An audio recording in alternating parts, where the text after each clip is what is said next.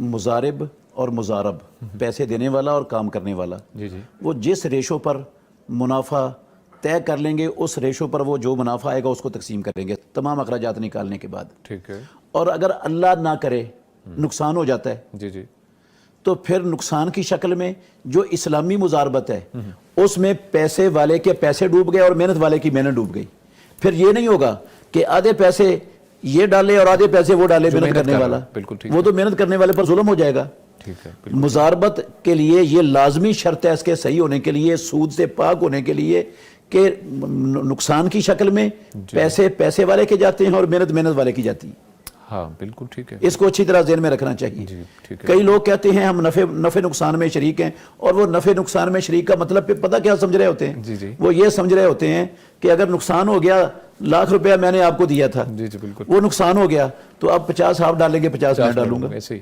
یہ تو نفع نقصان میں شرکت نہیں ہے. اللہ اکبر. بے شک ایسے. اور کئی ادارے ہیں ہمارے ملک میں، جی وہ اسلام کے نام سے کہتے ہیں ہم اسلامی کاروبار کر رہے ہیں، اور وہ دھوکہ دیتے ہیں لوگوں کو، جھوٹ بولتے ہیں اسلامی کاروبار ہے ہی نہیں ہے.